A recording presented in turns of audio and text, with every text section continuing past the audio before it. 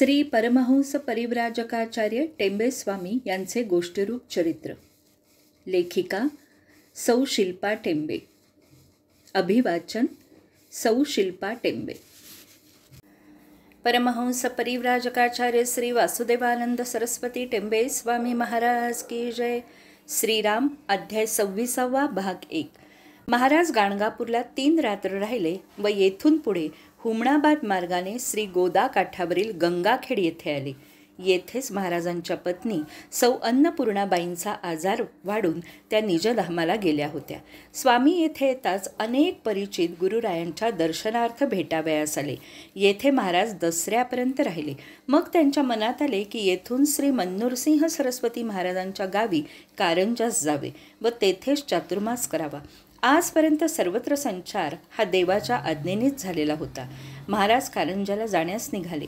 वाटेत परळी वैजनाथाचे दर्शन घेऊन क्षेत्र माहूरला येऊन दत्तात्रयांचे व रेणुका मातेचे दर्शन घेतले व औंढ्या नागनाथाला जाण्यास निघाले. वाटेत येवला हिंगोली येथे मुक्काम करून पहाटेच नित्यकर्म आटपून मार्गाला लागले. रात्री मुसळधार पाऊस झाल्याने मुंग्यांची वारुळे उद्ध्वस्त झालेली होती. लक्षावधी मुंग्या रस्त्यावर पसरल्या होत्या. मार्गावर पाय ठेवणेही कठीण झाले. महाराज 5 मैलावर असलेल्या पांगरीला दुपारी पोहोचले. रात्री येथेच मुक्काम करून दुसऱ्या दिवशी प्रयागी जाण्याचा विचार करू लागले. परंतु उत्तर पूर्व दक्षिण मार्गावर लक्षावधी मुंग्या फिरत होत्या. अखेरीस देवाची इच्छा मानून महाराजांनी पश्चिमेचा मार्ग धरला. ज्येष्ठ वद्यमध्ये महाराज नरसी गावास पोहोचले. स्वामीरायांच्या अचानक आगमनाची वार्ता कळताच गावकरी श्री गुरुदेव दत्त असा घोष करू लागले. स्वामींना राहण्यासाठी जागा शोधू लागले. श्रीमंतांचे वाडे मंदिरे येथे जागा शोधली. शेवटी सीताराम भटजी अष्टेकरांच्या घराला पसंती दिली.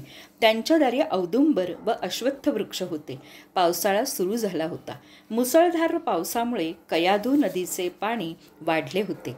पुढील मार्ग बंद झाला होता. महाराज श्रीराम मंदिरात राहावयास गेले. महाराजांचा 15वा चातुर्मास श्री क्षेत्र नरसी येथे इसवी सन 1905 साली झाला. आषाढ पौर्णिमेपासून चातुर्मासास महाराजांनी सुरुवात केली. सुरुवातीला फार गर्दी नसल्याने महाराजांना जरा विश्राम घेता आला. ते सर्वांपासून दूर राहू लागले. रोज कयाधूमध्ये स्नानास जात तेव्हा लोक व्याधींवर उपचार विचारित. महाराजही प्रेमाने सर्वांचे दुःख निवारण करीत. नरसी गाव तसे सामान्य लहान गाव, परंतु महाराजांच्या आगमनाने त्याला तीर्थक्षेत्राचे स्वरूप आले. महाराज जेथे बसत ती जागा अगदीच लहान असल्याने प्रसादाला मंडळी आली असता अडचण होई. आत जाताच येत नसे. अशा गर्दीच्या समयी महाराज 2 रुपये घेऊन प्रसाद वाटीत. सर्वांना प्रेमाने संभाळून आशीर्वाद देत. एक रूप अश्वत्थपारावर तर दुसरे बसण्याच्या जागी अशी लीला स्वामी करीत. येथे स्वामींनी 351 श्लोक असलेला दत्तचंपू या काव्याची रचना केली. नित्यकर्म अनुष्ठान आटोपल्यावर काव्य चंपू मननसार भागवत पंचदशी ते जिज्ञासूंना शिकवीत. या अध्यापनाचा लाभ तुकाराम शास्त्री माहूरकर, रामबाबा मोहरीकर यांना मिळाला. व्याधींवर औषधोपचार, पीडितांचे पीडाहरण महाराज करीत. अनेकांची मनोरथ वरदहस्त ठेवून पूर्ण करीत. काळावरही मात करून लोकांच्या चिंता दूर करीत. अशीच एक कथा चुन्नीलाल मारवाड्याची. त्याला अनेक वर्ष मस्तकशूळाची व्याधी होती.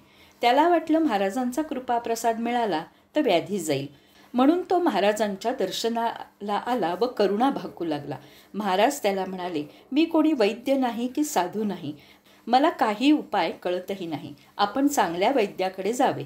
असे सांगूनही चुनीलाल वारंवार महाराजांच्या दर्शनास येत असे आणि म्हणे, आपण माझे डॉक्टर वैद्य. आपली कृपा झाली तर मला रोगमुक्ती मिळेल याची पक्की खात्री आहे. परंतु स्वामी या विनवणीकडे लक्ष देत नसत. तरीही चुनीलाल पुन्हा पुन्हा हात जोडून महाराजांना विनवित असे. महाराज स्नानास गेले तर हाही त्यांच्या पाठोपाठ जाई. असे अनेक दिवस चालले होते. स्वामी स्नानास निघाले तेव्हा एक दिवस त्याला जवळ बोलवून म्हणाले, आमच्या नादी कशाला लागता? काय फायदा होणारे? हाती काय येणारे? जा, योग्य धन्वंतरीकडे जा, असे म्हणून झिडकारून दिले. तेव्हा चुनीलाल म्हणाला, महाराज, मला कोण तारणार? आपले चरण हाच माझा उपाय आहे. मी आपले चरण कधीच सोडणार नाही. आपण तारा अथवा मारा. असे म्हणून त्याच्या डोळ्यातून घळघळ अश्रू वाहू लागले. हे पाहून गुरुराया मनातून विरघळले. दया येऊन त्याच्या दुःखाचे मूळ नष्ट करावे असे त्यांना वाटले. एका झाडाकडे बोट दाखवून म्हणाले, या झाडीची साल काढ आणि स्त्रीच्या दुधात उघाडून मस्तकावर घाल. शूळ थांबून तुला बरे वाटेल चुन्नीलाला. चुन्नीलालाची गुरुरायांवर अपार श्रद्धा होती. त्याचा पापाचा भारही कमी झाला होता. साल उगाळून घातल्यावर काही दिवसातच तो व्याधीमुक्त झाला. त्याला वाटले स्वामींचे चरण धरून अश्रूंचा अभिषेक करावा. स्वामीरायांचे चरण धरून पुन्हा पुन्हा कुरवाळावे. स्वामी सदैव दत्तभक्तीत लीन असत. नरसी गावातील एक प्रसंग. एकदा महाराज मध्यान्ह स्नानास गेले. बरोबरही कोणी नव्हते. स्वामी नदीकाठी बसले होते. त्यांच्या मांडीवर एक 6 महिन्याचे बाळ अंगठा चोखत पहुडले होते. बाळ खूप सुंदर होते. काळेभोर जावळ डोक्यावर होते. ते बालक अंगठा चोखत महाराजांकडे पाहत होते. महाराजही त्याच्याकडे अनिमिष नेत्रांनी बघत होते. अत्यंत प्रेम त्यांच्या डोळ्यातून ओसंडून वाहत होते. इतक्यात एक बाई पाण्यासाठी नदीवर आली. पाणी घेण्यासाठी नदीत घागर बुडवली असता समोर जे दिसलं ते बघून अचंबित झाली. देहबुद्धीचे भानही तिला राहिले नाही. साक्षात दर्शन झाल्याने तिची बोलतीच बंद झाली आणि ती मूर्छा येऊन खाली पडली. गुरुरायांनी तिला तोंडात जल घालून सावध केले व उठवले आणि म्हणाले, बाई, तू पुण्यवान आहेस. जे आज पाहिलेस त्याची वाच्यता कुठेही करू नकोस. जन्मोजन्मीचे सुकृत भाग्यवान आहेस म्हणून हे क्षण तुला लाभले. बाई भानावर आली. साक्षात श्री देवाचे बाळरूप तिला बघावयास मिळाले. स्वामी आज्ञा असूनही कालांतराने ही कथा तिने सर्वांना सांगितलीच व गुरुरायांचे गुणगान ती गाऊ लागली. नरसी येथे जसे स्वामींचे भक्त होते तसे निंदा करते मत्सर करणारेही बरेच लोक होते. परंतु स्वामींनी त्यांचाही उद्धार करून त्यांच्यात पूर्ण बदल घडवून आणला. चातुर्मासात स्वामींनी अनेकांना योग्यतेप्रमाणे योगाभ्यास शिकवला. याच दरम्यान श्री क्षेत्र नरसोबा वाडीच्या आसपास प्लेगची साथ सुरू झाली होती. वाडीतील लोकही भीतीने गर्भगळीत झाले होते व दीक्षित महाराजांना संकट दूर करण्यास प्रार्थना करीत होते. दीक्षित महाराजांनी लोकांना दिगंबरा दिगंबरा श्रीपादवल्लभ दिगंबरा या महामंत्राचा सप्ताह करण्यास सांगितला. श्रींच्या पादुका आणि स्वामींची तसबीर ठेवून लोकांनी मंत्रजागर केला.